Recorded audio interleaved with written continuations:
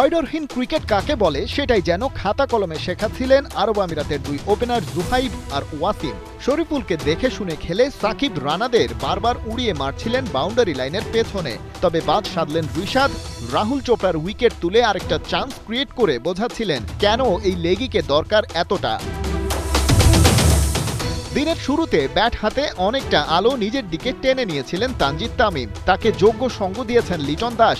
Bat প্যাচের তার কাটা ভেঙে বেরিয়ে এসেছিলেন টাইগার টি-20 ক্যাপ্টেনও। বেশি মারমুখী হওয়া জুনিয়র তামিম আউটও হলেন আগেই যে সগিরকে পাত্তাই দিচ্ছিলেন না, তার বলেই ক্যাচ তুলে ফিরলেন। সগির পেলেন তার ক্যারিয়ারের পয়লা টি-20 উইকেট। তার আগেই অবশ্য 3 ছক্কা আর 8 চার মেরে ফেলেছেন জুনিয়র তামিম। টাইগার ওপেনার পৌঁছে যান 59 রানে।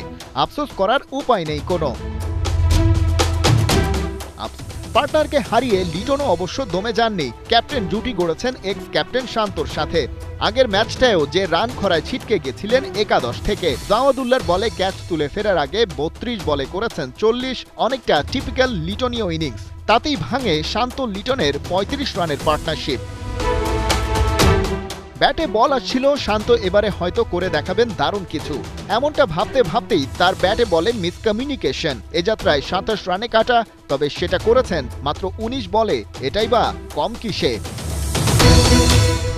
তাওহিদ হৃদয় করেছেন সেটাই যা তার কাছে চাওয়া হয়। 24 বলে 45, স্ট্রাইক রেট 190। তার সাথে জাকের আলীর ক্যামিও। 300 স্ট্রাইক রেটে 6 বলে তার 18 রানের ছোটখাটো ঝড়ে 206 রানের টার্গেট দেয় বাংলাদেশ।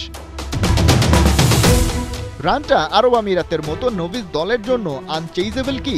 দুই ওপেনার প্রশ্নের উত্তর দিলেন কখনোই না। ওয়াসিম জোহাইব মিলে প্রথম জুটিতেই করলেন 107, তাতেই টাইগার ফ্যানদের কপালে ভাঁজ।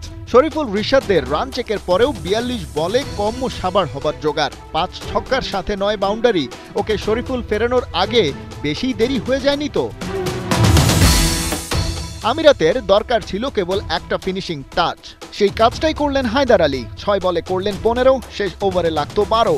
আগের ওভারগুলো প্রায় 15 করে রান খরচ করা তানজিম সাকিব সেটা ডিফেন্ড করতে পারলেন না। ফলাফল ম্যাচটাও খোয়ালো বাংলাদেশ। খালিদ জামিল, একাত্তর।